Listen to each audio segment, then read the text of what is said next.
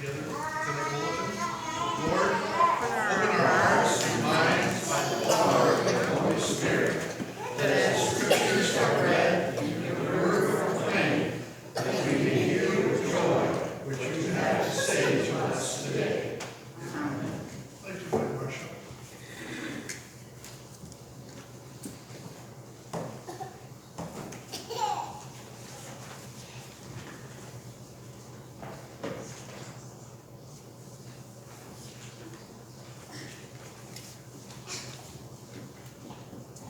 The first reading is the Psalm 66, verses 1 to 9. Shout for joy to God, all the earth. Sing the glory of his name. Make his praise glorious. Say to God, how awesome are your deeds. So great is your power, that your enemies cringe before you. All the earth bows down to you. They sing praise to you. They sing the praises of your name. Come and see what God has done, his awesome deeds for mankind. He turned the sea into dry land. They passed through the waters on foot. Come, let us rejoice in him. He rules forever by his power. His eyes watch the nations. Let not the rebellious rise up against him. Praise our God, all peoples. Let the sound of his praise be heard. He has preserved our lives and kept our feet from slipping. The second reading is Galatians 6, 1 to 9. Doing good to all. Brothers and sisters, if someone is caught in a sin, you who live by the Spirit should restore that person gently. But watch yourselves, or you also may be tempted. Carry each other's burdens, and in this way you will fulfill the law of Christ. If anyone thinks they are something when they are not, they deceive themselves. Each one should test his own actions. Then they that take pride in themselves alone, without comparing themselves to someone else, for each one should carry their own load. Nevertheless, the one who receives instruction in the word should share all good things with his instructor. Do not be deceived. God is not mocked. A man reaps what he sows. Whoever sows to please their flesh, from the flesh should reap destruction. Will reap destruction. Whoever sows to please the Spirit, from the Spirit will reap eternal life. Let us not become weary in doing good, for at the proper time we will reap a harvest if we do not give up. The word of God and the people of God. Thanks be to God.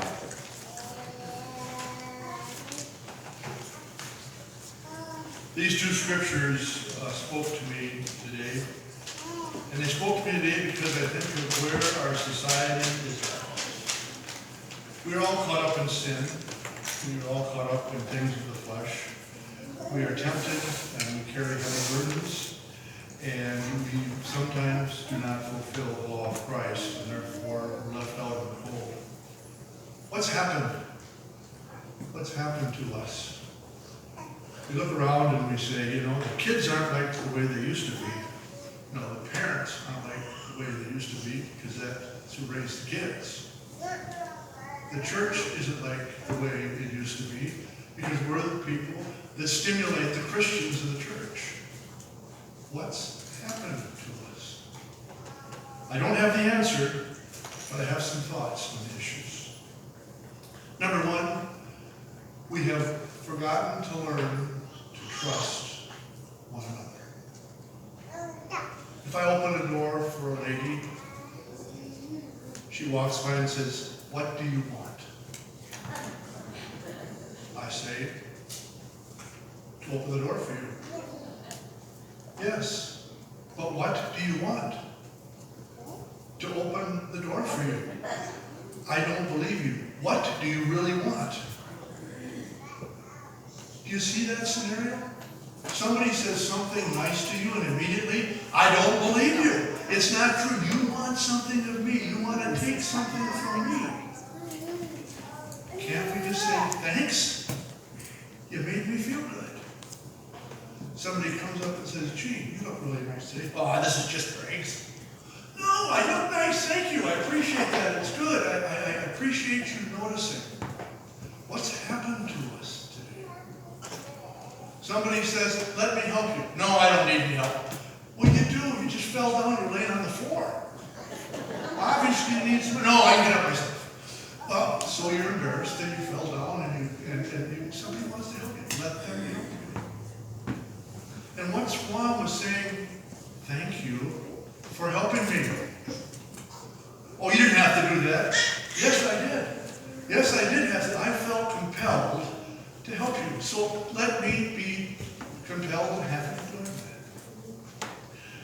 The scriptures tell us that we are supposed to praise God all the time. Now that seems a little bit over the top, doesn't it? Every minute of every day, thank you God, thank you God, thank you God, that's all we say. Well, if we get that in our head, and that's what we do, then we don't think about all that other stuff that's going on.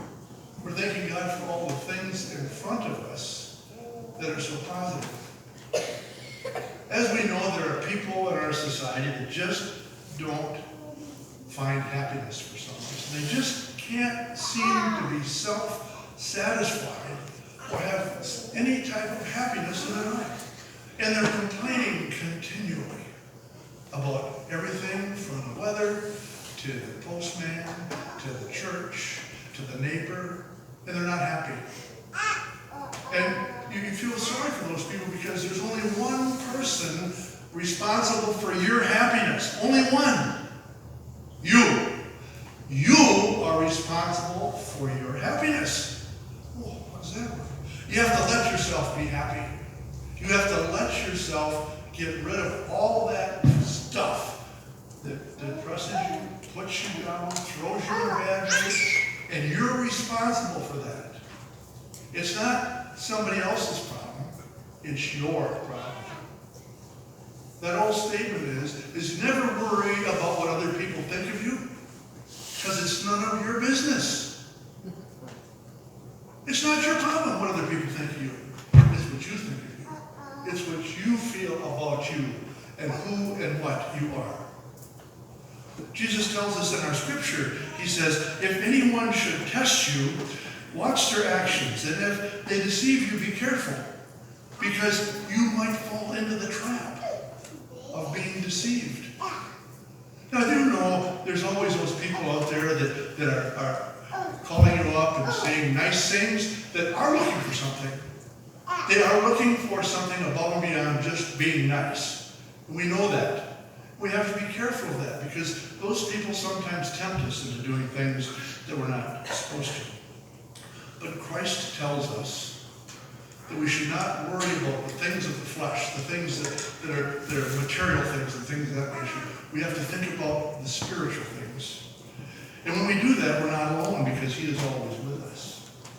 And he also says that you never have a burden so heavy that you can't have help from him to carry it.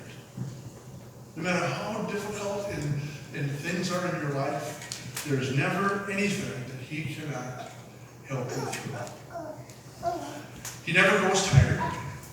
He never gets weary. He never stumbles. He never falls. He never forgets. He's always there. It's never-ending love for his children. And let the children come on to me. Let the children, these innocent people that have not all these trials and tribulations, worried about taxes and bills and getting things done. None of that. Just come on to me as you are. Open mind, open heart, open door. God is good all the time. All the time, God is good. All the time, God is good. Not just 5 minutes ago, 10 minutes from now. All the time. He never, ever fails us. We fail him. We're the ones that fail and struggle to believe the promise that he gave us. Up from the grave he arose. That is one of my most stimulating songs. It touches my heart. It touches my heart that God sent his son to show us in the greatest manner possible that he loved us, that let him die in such a way that it's horrific, to prove to us that above and beyond all things, he loves us, and he is there to take us to the next level. All we have to do is trust in him and believe in him. How do we become better? How do we do things? We have to think about what in this situation? What would be his response? A response of love, caring, understanding, but in the same aspect, following the spiritual rules also. Not throwing them away, not going around the side. I think of the 12 disciples, the 12 apostles, I should say. 11 of them died in not comfortable situations, starting with Judas, who hung himself. The rest of them were stoned, jailed, heads cut off, beaten. The only one that lived to be old was John. And he wrote Revelation, so he saw the whole thing. Can you believe that? The struggle of a Christian during those times we talk about now, the struggle that they went through, proclaiming that Jesus Christ was Lord and Savior in a time when there was nothing but fighting and arguing and disagreeing. Jeepers, that sounds familiar.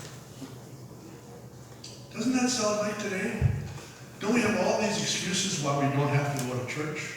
Why we don't have to be nice to people? About all these people that don't dress like I do, talk like I do, look like I do, act like I do, and how terrible they really are? Wrong answer. You have a problem. Because they're not terrible, they're all God's children. And whether if they wear a turban, or an LGB banner, or a flag draped over their shirt, they're all God's children. Now, we may not agree with what they think and how they feel, but that doesn't mean that God doesn't love them or doesn't love us. He tells us, go out and make disciples of his children. They're his children. That's our job. That's what we need to do. I have a struggle with somebody standing on the corner, jumping up and down, praise God, praise God, praise God. It makes me very nervous. It makes me very nervous. That's not how I perceive that. In their heart, in their mind, they might be that way. But my first question, are they real or are they just putting on? Are they just trying to make a show? Are they just trying to get attention? But you have to get over that. And one of the blessings that I had when I was 20 years old is I had a black roommate, and he invited me down to Racine, Wisconsin, and took me to church with him. And it was what they call the Holy Roller Churches. And there was 250 people in the pews and 3 white people. And guess who one of those white people was? 20-year-old David Olson sitting next to Sadie Barker and her family. Within 3 minutes, the clergy got up and said, "Oh, we have some visitors. Would you please stand up and tell me who you are and where you live?" Well, here's this little white speck standing in front of all these black people saying, "Well, I'm David Olson from Bloomer, Wisconsin." "Oh, but thank you for coming." And, made me feel really warm, welcome, and comfortable. Not at first, but once I got the hands and things of that nature. People around me shook my hand just like I did with passing the feast of Christ, just like I'd been there every Sunday.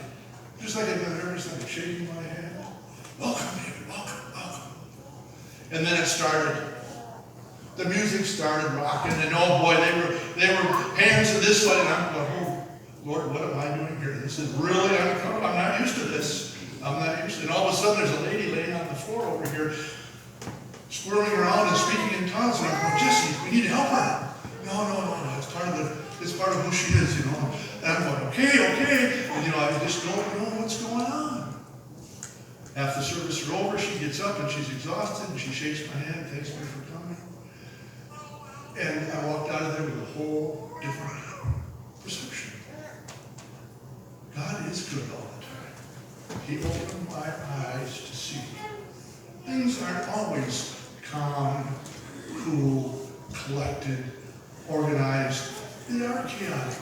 They are different. But I walked out of there with warmth in my heart and joy in it also. And I thank God that I had that experience.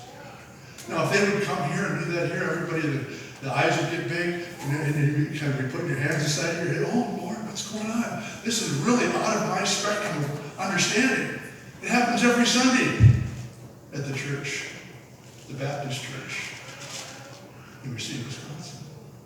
It's nothing unusual. It's very, very normal. We have to open our hearts and our minds to see.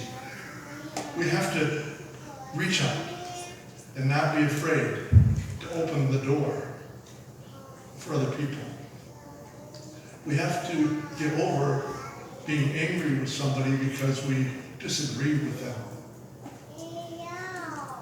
Our church is going to go through some difficult challenges in the near future. And I'm talking about the United Methodist Church. And there are things that are going to be discussed and shared that are going to make people uncomfortable and push away and make sometimes rash decisions on what we're going to do. But I'm hoping that we remember that we are not just the United Methodist Church. What we are is the Church of Jesus Christ. We are Christians, and that's who we are. This is a building. We are the church. How we decide to do things will be up to us. We need to do it in a loving, Christian, caring, understanding way. And not becoming hard-nosed, uptight, upset over things that we have very little to do about, or some things we just can't change. There's one person that has to carry your load. One. You. You carry your load. It says so right in the scriptures. You have to carry your own load. But Jesus says, I'm there to help. I'll lift you up. I'll lift you up when you need help, and will be there to guide you through it. Never, ever failing you. Never, ever not helping you. The key is for you to be prepared to let him. Let us not become weary in doing good. Let us not get tired of being kind and loving one another. Let us never forget the gifts that we have because of God's gift to us. The bounty he has shared with us. All the things that we take for granted every day. You open the newspaper, and what do you see? The trials, the tribulations, earthquakes in California, tsunamis here, some type of a disaster there, tornadoes, floods. Oh, the world's going right down the drain.